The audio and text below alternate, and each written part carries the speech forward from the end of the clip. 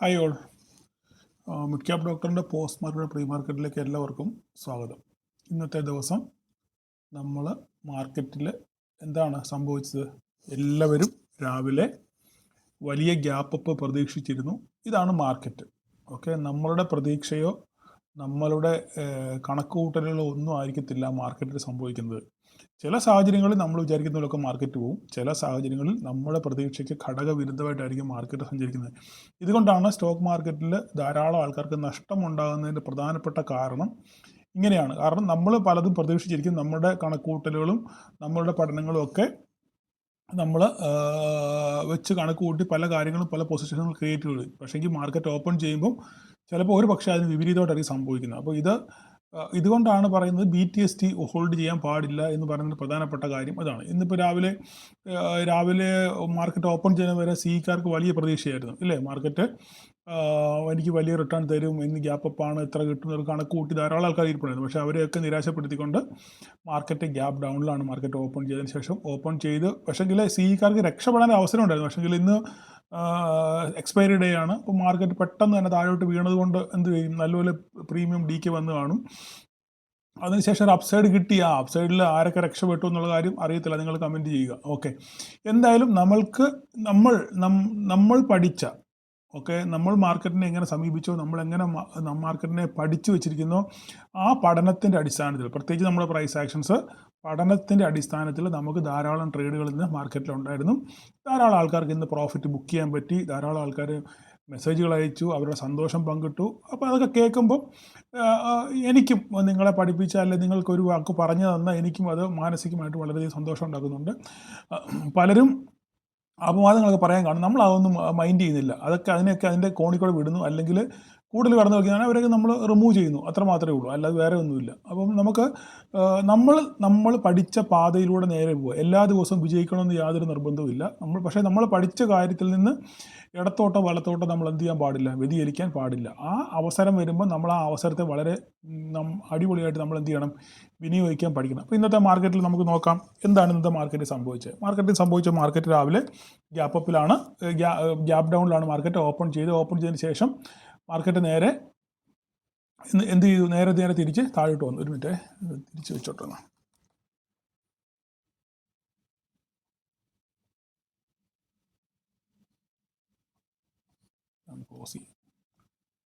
Okay, ഇപ്പോൾ clear ആയിട്ട് കാണാമല്ലോ. അപ്പം മാർക്കറ്റ് രാവിലെ ഓപ്പൺ ചെയ്തതിന് ശേഷം എന്ത് ചെയ്തു, നേരെ ഒരു ഡോജി ക്യാൻഡിലാണ് ഉണ്ടായത്, ഇല്ലേ? ഒരു ഡോജി ക്യാൻഡിൽ, അങ്ങോട്ടും ഇല്ല ഇങ്ങോട്ടും. മാർക്കറ്റ് നല്ല ഒരു ഡോജി ക്യാൻഡിൽ ഫോം ചെയ്തു. ഫസ്റ്റ് 5 മിനിറ്റ്സ് ക്യാൻഡിൽ നമുക്ക് എന്താ പറയുക, ഒരു പിടുത്തം തരാത്തൊരു മാർക്കറ്റായിരുന്നു, ഇല്ലേ? എന്താണ് അടുത്ത വാട്ട് ഈസ് നെക്സ്റ്റ്, എന്താണ് അടുത്ത് സംഭവിക്കാൻ പോകുന്നത് അറിയത്തില്ല. ഗ്യാപ്പ് ഡൗണിൽ ഓപ്പൺ ചെയ്തു, അതിനുശേഷം ഒരു ഡോജി ആയിട്ട് എവിടെയാണ് മാർക്കറ്റ് ഓപ്പൺ ചെയ്ത് അവിടെ തന്നെ ഒരു ഡോജി ആയിട്ട് എന്ത് ചെയ്തു, ഫോം ചെയ്തു. അതിനുശേഷം മാർക്കറ്റ് ഒന്ന് താഴോട്ട് വന്നു. നമുക്ക് ട്രേഡില്ല, ഇവിടെ ഒന്നും ഒരു ട്രേഡിനെ പറ്റി നമുക്ക് ചിന്തിക്കാനേ പറ്റത്തില്ല. അതിനാണ് ഞാൻ പറയുന്നത് അവസരത്തിന് വേണ്ടി നമ്മൾ കാത്തിരിക്കുക എന്നുള്ളത്. അതിനുശേഷം എന്ത് ചെയ്തു, മാർക്കറ്റ് നേരെ തിരിച്ച് റീബൗണ്ട് ചെയ്തു. ഇപ്പോൾ ആരെങ്കിലും C ഉണ്ടായിരുന്നെങ്കിൽ അവർക്ക് അത്യാവശ്യം കോസ്റ്റെങ്കിലും ഇറങ്ങാനുള്ള ഒരു അവസരം ഇവിടെ ഉണ്ടായിരുന്നു. പക്ഷേങ്കിൽ ഈ കറണ്ട് എക്സ്പയറി ആണെന്നുണ്ടെങ്കിൽ പക്ഷേ അവർക്ക് രക്ഷപ്പെടാൻ പറ്റി കാണത്തില്ല. പക്ഷേ നെക്സ്റ്റ് എക്സ്പയറിയിലാണ് അവരുടെ പൊസിഷനെങ്കിൽ അവർക്ക് മാന്യമായിട്ട് ചെറിയ ലാഭത്തിലോ അല്ല കോസ്റ്റോ അവർക്ക് ഇറങ്ങാൻ പറ്റി കാണണം. ഓക്കെ, ഈ എക്സ്പയറിയുടെ കാര്യം എനിക്കറിയത്തില്ല. ഓക്കെ, മാർക്കറ്റ് നേരെ പോയി സപ്പോർട്ട് എടുത്ത് റെസിസ്റ്റൻസ് ഫേസ് ചെയ്ത് എവിടെയാണ്, നമ്മളുടെ ഇന്നലത്തെ ട്രിപ്പിൾ ബോട്ടം, ഇല്ലേ? ഞാൻ ഓൾറെഡി ഗ്രൂപ്പിൽ പറഞ്ഞായിരുന്നു. ട്രിപ്പിൾ ബോട്ടത്തിൽ പോയിട്ട് എന്ത് ചെയ്തു, നമ്മൾ നോക്കിയാൽ മനസ്സിലാവും. കഴിഞ്ഞ ദിവസം നമ്മൾ വരച്ചിട്ടാണ് ട്രിപ്പിൾ ബോട്ടം ഉണ്ടായിരുന്നില്ലേ? ഇവിടെ ഇത് കണ്ടില്ലേ, ഈ ട്രിപ്പിൾ ബോട്ടം. അതേ പോയിന്റിൽ തന്നെ വന്ന് മാർക്കറ്റ് എന്ത് ചെയ്തു, റെസിസ്റ്റൻസ് മാർക്കറ്റ് എടുത്തു, അല്ലേ? എന്നിട്ട് മാർക്കറ്റ് അവിടുന്ന് റിജക്റ്റ് ചെയ്തു. നിങ്ങൾ നോക്കിക്കേ, മാർക്കറ്റ് അവിടുന്ന് നമ്മുടെ ആസ് പെർ പ്രൈസ് ആക്ഷനിലെ റിജക്ഷൻ ക്യാൻഡലിൻ്റെ ഇത് പ്രകാരം, നമ്മൾ പഠിച്ചത് പ്രകാരം മാർക്കറ്റ് അവിടുന്ന് നല്ലൊരു റിജക്ഷൻ കിട്ടി. ഈ റിജക്ഷന് നമുക്ക് ഓക്കെ, നിങ്ങളിപ്പോൾ ഇത് കണ്ടില്ല, ഇത് ഞങ്ങളുടെ കണക്കിലില്ല, അല്ല സാറേ ഞങ്ങൾക്ക് കാണാൻ പറ്റില്ല, ഞങ്ങൾ ഈ ലെവലുകൾ മാത്രമേ നോക്കിയുള്ളൂ എന്ന് പറയുന്നവർക്ക്, ഇനിയിപ്പോൾ ഇത് കണ്ടില്ല, ഇതൊക്കെ നമ്മൾ പഠനത്തിൻ്റെ ഭാഗമാണ്, നമ്മളത് മനസ്സിലാക്കണം ആദ്യം. ഓക്കെ, ഇനി സാറേ ഇത് ഞങ്ങൾ കൺസിഡർ ചെയ്തില്ല എന്ന് പറഞ്ഞ് വിട്ടെന്ന് വിചാരിച്ചു. മാർക്കറ്റ് ഇവിടുന്ന് എന്ത് ചെയ്തു, റിജക്റ്റ് ചെയ്തതിന് ശേഷം മാർക്കറ്റ് ഈ ഫസ്റ്റ് റിജക്ഷൻ ക്യാൻഡിൽ വന്നു. അതിനുശേഷം ഒരു ബെയറിഷ് ക്യാൻഡിൽ നമുക്ക് കിട്ടി. ഇവിടെ വന്ന് സപ്പോർട്ട് എടുത്തു. വീണ്ടും ഈ നമ്മുടെ ലെവല് നമ്മൾ എന്ത് ചെയ്തു, നമ്മുടെ ലെവല് ബ്രേക്ക് ചെയ്തു. ഇനി ഇതിലും കിട്ടിയില്ല, ഇതിലും കൺഫർമേഷൻ സാറേ ഇത് റിജക്ഷനോടുകൂടെയുള്ള ഒരു ബെയറിഷ് ക്യാൻഡിലാണ്, പോട്ടെ. ഇതൊക്കെ സ്ഥിരം കാണുന്നവർക്കൊക്കെ ആണെന്നുണ്ടെങ്കിൽ സുന്ദരമായിട്ട് ട്രേഡ് എടുക്കാൻ പറ്റും. ഓക്കെ, ഇനി അതും പോട്ടെ, അതും വാദത്തിന് പറ്റിയില്ല സാറേ, അതും പറ്റിയില്ല, നമ്മുടെ പ്രൈസ് ആക്ഷൻ ക്ലിയർ ആയിട്ട് എനിക്ക് കിട്ടിയില്ല എന്ന് പറയുന്നവർക്ക് അടുത്ത ക്യാൻഡിൽ, ഈ ക്യാൻഡിൽ എന്താണ്, 80% ബോഡി ആ ക്യാൻഡിലിന് ഉണ്ട് ഇല്ലേ. ഒരു സപ്പോർട്ടിന് താഴെ ഒരു 80% ബോഡി നമുക്കുണ്ട്. നമുക്കൊരു ട്രേഡ് എടുക്കാമായിരുന്നു. സ്റ്റോപ്പ് ലോസ് വളരെ ചെറുതാണ്, ഈ ഹൈ ആണ് എൻ്റെ സ്റ്റോപ്പ് ലോസ്. സുന്ദരമായിട്ട് ട്രേഡ് എടുത്തു കഴിഞ്ഞാൽ നമുക്ക് ഒരു ഓപ്പർച്യൂണിറ്റിക്കുള്ള വകുപ്പ് ഉണ്ടായിരുന്നു. എത്ര പേര് എടുത്തു എന്ന് എനിക്കറിയത്തില്ല. ഇത് എന്നിട്ട് അടുത്ത് നോക്കിക്കേ, ഇതൊക്കെ ഇതാണ് നമ്മൾ മാർക്കറ്റിൽ ശരിക്കും നമ്മൾ ചാർട്ടിനെ കറക്റ്റായിട്ട് വീക്ഷിക്കുവാണെങ്കിൽ നമുക്ക് പല കാര്യങ്ങളും മനസ്സിലാകാൻ പറ്റും. ഇത് നോക്കിക്കേ, മാർക്കറ്റ് താഴോട്ട് വന്നു, താഴോട്ട് വന്നിട്ട് എവിടെയാണ് ഇത് സപ്പോർട്ട് എടുത്തത്? ഈ ബോട്ടം കേട്ടോ, ഫസ്റ്റ് 5 മിനിറ്റ്സ് ക്യാൻഡലിൻ്റെ ബോട്ടം എവിടെയാണോ ഉണ്ടായത് അതേ പോയിന്റ് തന്നെ വന്ന് എന്ത് ചെയ്തു, മാർക്കറ്റ് സപ്പോർട്ട് എടുത്തു.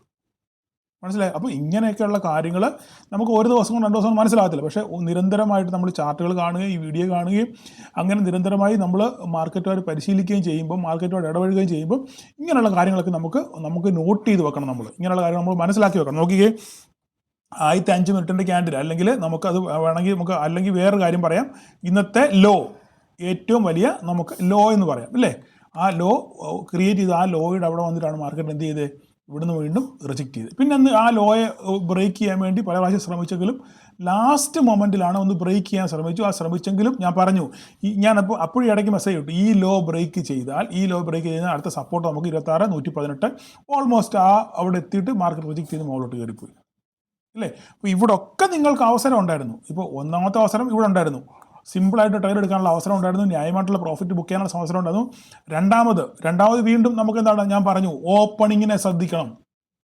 ഓപ്പണിങ് എവിടെയാണ് മാർക്കറ്റ് ഓപ്പൺ ചെയ്യുന്നത് ആ പോയിന്റ് വളരെ വാലിഡാണ്. ഇതാ നോക്കി, ഏതാണ് ഓപ്പണിംഗ് പോയിന്റ്? ഈ ബ്ലൂ ഡോട്ടഡ് ലൈനാണ് നമ്മുടെ ഓപ്പണിംഗ് ലൈൻ ഇല്ലേ. ആ ഓപ്പണിംഗ് ലൈൻ വന്നിട്ട് വീണ്ടും മാർക്കറ്റ് എന്ത് ചെയ്തു, റെസിസ്റ്റൻസ് എടുത്തു, നേരെ തിരിച്ച് താഴോട്ട് വന്നു. ഇവിടെ വേണം ട്രേഡ് എടുത്താൽ ന്യായമായിട്ടുള്ള പ്രോഫിറ്റ് ബുക്കെങ്കിൽ നെക്സ്റ്റ് എക്സ്പയറിയിൽ, കറണ്ട് എക്സ്പയറിലൊക്കെ വളരെ ശോകമായിരിക്കും.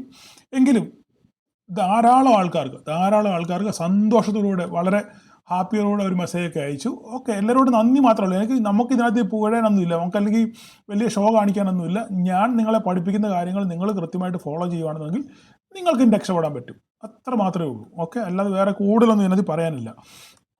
അതിനുശേഷം മാർക്കറ്റ് വീണ്ടും അതേ പോയിന്റ് തന്നെ ഇല്ലേ, ആ ഓപ്പണിംഗ് പോയിന്റ് തന്നെ വന്ന് റെസിസ്റ്റൻസ് എടുത്ത് വീണ്ടും തിരിച്ചു വന്ന് വീണ്ടും അതേ പോയിന്റ് തന്നെ വന്ന് മാർക്കറ്റ് അവസാനിച്ചു അല്ലേ. അപ്പോൾ ഇന്ന് ഡേ നോക്കുവാണെങ്കിൽ മിക്കവാറും ഒരു ഡോജി ആയിരിക്കും, ഡോജിക്കല്ല, കാരണം മാർക്കറ്റ് അങ്ങോട്ട് പോയില്ല. എവിടെയാണ് മാർക്കറ്റ് ഓപ്പൺ ചെയ്ത് അവിടെ തന്നെയാണ് മാർക്കറ്റ് ക്ലോസ് ചെയ്തേക്കുന്നത്. ഓക്കെ, അപ്പോൾ ഇനി വാട്ട് ഈസ് നെക്സ്റ്റ്, ഇനി അടുത്താണ് സംഭവിക്കാൻ പോകുന്നത് എന്താണ്?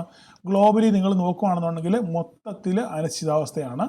ഇനിയിപ്പം ഇറാനെ അടിക്കും എന്നുള്ളൊരു ഭീതി മാർക്കറ്റിൽ ഉണ്ട്. ഓക്കെ, അപ്പോൾ ആ ഭീതി ഉള്ളത് കൊണ്ട് എന്താണ്, എല്ലാവരും ഇങ്ങനെ മാർക്കറ്റിൽ നിന്ന് മാറി നിൽക്കുകയാണ്, അല്ലെങ്കിൽ മാർക്കറ്റിൽ ഒരു സെൽ ഓഫ് വരും എന്നുള്ള പേടിയോടുകൂടാണ് മാർക്കറ്റിനെ എല്ലാവരും കാണുന്നത്. ഇപ്പം നോക്കിക്കഴിഞ്ഞാൽ മനസ്സിലാവും, 68 പോയിന്റ് ഡൗ ജോൺസ് ഫ്യൂച്ചർ നെഗറ്റീവിലാണ് ഓടുന്നത്. ഓക്കെ, നാസ്ദാക്കും ഏകദേശം ഫ്ലാറ്റായിട്ടാണ് ഓപ്പൺ ചെയ്യുന്നത്. അപ്പം ഒരു പക്ഷേ ഒരു സെൽ ഓഫ്, ഇന്നലെ വൻ റാലി ആയിരുന്നു നമ്മുടെ മാർക്കറ്റിൽ ഡൗ ജോൺസിൽ. അപ്പം അതിൻ്റെ ഒരു പ്രോഫിറ്റ് ബുക്കിംഗ് ഒരു പക്ഷേ ഇന്ന് ഉണ്ടാകാനുള്ള സാധ്യത നമുക്ക് തള്ളിക്കളയാൻ പറ്റത്തില്ല. അപ്പോൾ അങ്ങനെയാണെന്നുണ്ടെങ്കിൽ അതിൻ്റെ ഒരു അലയൊലി നമ്മുടെ മാർക്കറ്റിൽ കാണാൻ പറ്റും. എന്തായാലും നമ്മുടെ മാർക്കറ്റ് ഇന്ത്യൻ മാർക്കറ്റ് അത്ര സുഖകരമായിട്ടല്ല നിലനിൽപ്പ്. ഓക്കെ, അപ്പം ഞാൻ പറഞ്ഞു ഇന്നലെ നമുക്ക് മാർക്കറ്റ് ഇനിയിപ്പം നാളെ എന്താ സംഭവിക്കാൻ പോകുന്നത്. നാളെ നമുക്ക് പ്രധാനമായിട്ടുള്ള സപ്പോർട്ട് 26,118 ഈ 26,118 നമ്മുടെ പ്രധാനപ്പെട്ട സപ്പോർട്ട്. ഇത് പൊട്ടിയാൽ 26,011 ഇവിടെ കിടപ്പുണ്ട് സംഭവം, നമ്മുടെ പ്രധാനപ്പെട്ട ഒരു ലെവലാണ്. ഈ 26,011 വളരെ നിർണായകമാണ് നമ്മുടെ മാർക്കറ്റിന് വളരെ നിർണായകമാണ്. 26,011 ഇവിടുന്ന് തിരിച്ച് കയറിപ്പോകാനുള്ള സാധ്യത വളരെ കൂടുതലാണ്. ഇനി അല്ല ഗ്ലോബലി എന്തെങ്കിലും അടിയോ പ്രശ്നങ്ങളോ എല്ലാം നടന്നാൽ ഇവൻ പൊട്ടും. ഓക്കെ, ഇറാനുമായിട്ട് എന്തെങ്കിലും കോൺഫ്ലിക്റ്റ് ഉണ്ടായി എന്തെങ്കിലും എസ്കലേഷൻ ഉണ്ടാവുകയാണെന്നുണ്ടെങ്കിൽ 26,011 പൊട്ടിയ നേരെ പിന്നെ താഴോട്ട് പോകും. അപ്പോൾ പിന്നെ നമുക്ക് അന്നേരം ലൈവായിട്ട് വരയ്ക്കാം. ഓക്കെ, അല്ലെങ്കിൽ അപ്പം യൂട്യൂബിലുള്ളവർ എന്ത് ചെയ്യും ഇല്ലേ, ലൈവായിട്ട് വരയ്ക്കണം എന്നുണ്ടെങ്കിൽ. ഓക്കെ, നമുക്ക് നോക്കാം. അപ്പം നമുക്ക് വേണമെങ്കിൽ താഴോട്ട് നമുക്ക് ജസ്റ്റ് ഒരു ലൈനോട് വരച്ചേക്കാം. പേടിക്കുമൊന്നും വേണ്ട, നിങ്ങൾ ഞാൻ വരച്ചെന്നും പറഞ്ഞ് നമുക്ക് ജസ്റ്റ് താഴോട്ടൊരു സപ്പോർട്ടോടെ നമുക്കൊന്ന് വരയ്ക്കാം. 26,010 ശേഷം നമ്മൾ വരച്ചിട്ടില്ല അല്ലേ. 15 മിനിറ്റിലോട്ടൊന്ന് മാറ്റി നോക്കാം. നമുക്കൊരു സപ്പോർട്ട് വരയ്ക്കാനുള്ളത്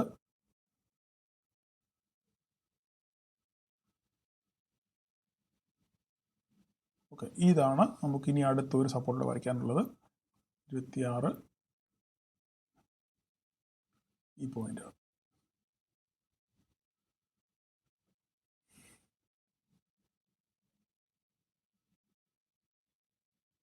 ഈ പോയിന്റാണ് നമുക്ക് അടുത്ത് 25,903.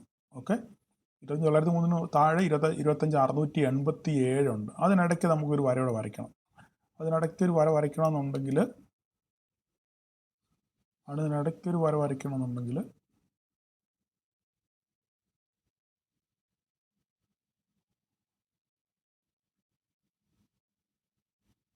ഇതാണ് 25,817. ഞാൻ എന്തുകൊണ്ടാണ് വര വരച്ചെന്നുള്ളത് നിങ്ങൾ പലരും കൺഫ്യൂസ് ആകുന്നുണ്ടായിരിക്കും. അതിന് കാരണമുണ്ട് അവിടെ വരയ്ക്കാൻ, അതുകൊണ്ടാണ് വരച്ചത്. ഓക്കെ, അത് എൻ്റെ കണ്ണിൽ പെടുന്നത് നിങ്ങളുടെ കണ്ണിൽ പെടണം നിർബന്ധമില്ലല്ലോ. എനിവേ, അപ്പോൾ അത്രയും മതി, അത്രയും അങ്ങനെ നിൽക്കട്ടെ. അപ്പോൾ നമുക്ക് 26.0 നാളെ നിർണായകം. മാർക്കറ്റിനെ എങ്ങോട്ട് കൊണ്ടുപോകും എന്നുള്ളത് തീരുമാനിക്കുന്ന 26.0. അത് പൊട്ടിക്കഴിഞ്ഞാൽ പിന്നെ 100 പോയിന്റ് വീഴും. 25,903 എന്ന് പറഞ്ഞൊരു പോയിന്റ് നമുക്ക് താഴെയുണ്ട്. ഓക്കെ, ഇനിയല്ല ഇവിടുന്ന് മാർക്കറ്റ് റീബൗണ്ട് ചെയ്യുവാണെങ്കിൽ പിന്നെ നമുക്ക് ഇവിടെ സാധനങ്ങൾ ഇഷ്ടം പോലെ. ഇവിടെ ഇപ്പോൾ ഏതാ വരച്ചേ? ഓക്കെ, മാർക്കറ്റ് 26.011 നമുക്ക് സസ്റ്റെയിൻ അല്ല, 26.011 26,118 കിട്ടിക്കഴിഞ്ഞാൽ നമുക്ക് അപ്സൈഡ് 26,340 വരെയൊക്കെ നമ്മൾ പോകാനുള്ള സാധ്യതയുണ്ട്. നമുക്ക് ഇനിയിപ്പം ഈ ലെവലുകളൊന്നും വേണ്ട. ഈ ലെവലുകളൊക്കെ നമുക്ക് ഡിലീറ്റ് ചെയ്ത് കളയാം, അല്ലെങ്കിൽ നിങ്ങൾക്ക് കൺഫ്യൂഷൻ ആകും. 5 മിനിറ്റിൻ്റെ ക്യാൻഡിലോട്ട് വരാം. നമുക്കിനിയിപ്പം ഇത് വേണ്ട, ഈ സാധനം വേണ്ട, ഇത് ഇന്നലത്തെ ഓപ്പണിംഗ് ആണ്. ഓക്കെ, ഈ ഇന്നലത്തെ ഓപ്പണിങ്ങും നമുക്ക് ഡിലീറ്റ് ചെയ്ത് കളഞ്ഞേക്കാം. പിന്നെ നമുക്കുള്ള ഇത് നമുക്ക് നിർണായകമാണ്. ഈ സാധനം വേണം, ഇത് വേണ്ട. ഇത് നമുക്ക് വേണം, ഈ പോയിന്റ് നമുക്ക് വേണം. എന്താണ് കാരണം? നമ്മുടെ ട്രിപ്പിൾ ബോട്ടം വന്ന് റിജക്റ്റ് ചെയ്ത പോയിന്റാണ്. ആ പോയിന്റ് തന്നെയാണ് ഇന്നും വന്ന് റിജക്റ്റ് ചെയ്തത്. അപ്പം അങ്ങനെയാണ് ചിലപ്പോൾ നാളെ വീണ്ടും ഇവിടുന്ന് മുകളിലോട്ട് കയറി ഇവിടെ വന്ന് റിജക്റ്റ് ചെയ്യാനുള്ള സാധ്യത വളരെ കൂടുതലാണ്. അതുകൊണ്ട് നമുക്ക് ഈ പോയിന്റ് അവിടെ കടന്നോട്ടെ. ടെമ്പററി ലൈനാണ് എങ്കിലും അത് അവിടെ കടന്നോട്ടെ. ഓക്കെ, അപ്പോൾ ഇത്രയേ ഉള്ളൂ കാര്യം. അപ്പം എന്തായാലും ന്യൂസുകളായിരിക്കും മാർക്കറ്റിനെ നാളെ നയിക്കാൻ പോകുന്നത്. ഓക്കെ, അപ്പോൾ നമുക്ക് ഇനി അടുത്തത് ബാങ്ക് നിഫ്റ്റി നോക്കാം. ബാങ്ക് നിഫ്റ്റി കൺസോളിഡേഷൻ മോഡിലായിരുന്നു, എങ്ങും പോയില്ല. ബാങ്ക് നിഫ്റ്റി ഇന്ന് പിടിച്ചു നിന്നത് ഒരാളുടെ കാര്യം കൊണ്ടാണ്. മാർക്കറ്റ് സത്യം പറഞ്ഞാൽ ഇന്ന് നിഫ്റ്റി കണ്ടമാനം പൊട്ടേണ്ടതാണ്. ICICI ഒറ്റ ഒരാളാണ് നമ്മുടെ മാർക്കറ്റിനെ പിടിച്ചു നിർത്തിയത്. ICICIയുടെ നമുക്ക് നോക്കിക്കഴിഞ്ഞാൽ മനസ്സിലാവും. ICICI bank. ഓക്കെ, ഉണ്ടോ? ICICI ഒറ്റ ഒരാളാണ് പൊട്ടിപ്പോകാതെ, മാർക്കറ്റിനെ പൊട്ടിപ്പോകാതെ ബാങ്ക് നിഫ്റ്റിയെയും പിടിച്ചു നിർത്തി. അതുകൊണ്ടാണ് ഇന്ന് ബാങ്ക് നിഫ്റ്റിയും ഇന്ന് പോസിറ്റീവിലാണ് ക്ലോസ് ചെയ്തേക്കുന്നത്, ഗ്രീനിലാണ് ക്ലോസ് ചെയ്തേക്കുന്നത്. ഒറ്റ ഒരാൾ ICICI മാത്രമാണ്. ഇത് മാക്സിമം അവർ പ്രൊട്ടക്ട് ചെയ്തതാണ്, DAS പ്രൊട്ടക്ട് ചെയ്തതാണ്. കാരണം റിലയൻസ് ഇന്ന് 70 പോയിൻ്റാണ് ഇന്ന് നല്ലപോലെ ഫോള് റിലയൻസിൽ കിട്ടി. 70 പോയിന്റ് ഫോൾ എന്ന് പറഞ്ഞാൽ ചില്ലറ കാര്യമല്ല നിഫ്റ്റിയിൽ. അതുകൊണ്ടാണ് നിഫ്റ്റി ഇത്രയും പൊട്ടാൻ കാര്യം. ICICI അത്ര നിന്നിട്ടും നിഫ്റ്റി പൊട്ടാൻ കാര്യം. പിന്നെ HDFC റിലയൻസ് ഇത്ര വീണുണ്ട്. അതുപോലെ തന്നെ HDFCയിലും അവരുടെ ബിസിനസ് ഔട്ട്ലുക്ക് മോശമായതുകൊണ്ട് അവരും എന്താണ്, ഇന്നലെ ഞാൻ പറഞ്ഞു രാവിലെ ADR 6%ഓളം ലോസിലായിരുന്നു. അപ്പോൾ അതുകൊണ്ട് അതിൻ്റെ ഒരു അലയൊലിയാണ് ഇവിടെയും കണ്ടത്. അതും കറക്റ്റ് ഒരു സപ്പോർട്ടിലാണ് എനിക്ക് 960.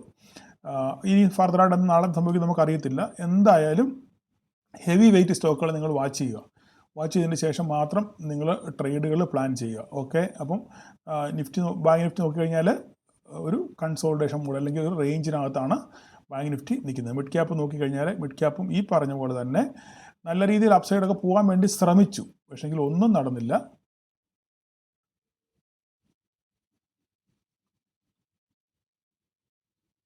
ഓക്കെ, ബാങ്ക് നിഫ്റ്റി ഒരു മിനിറ്റ്,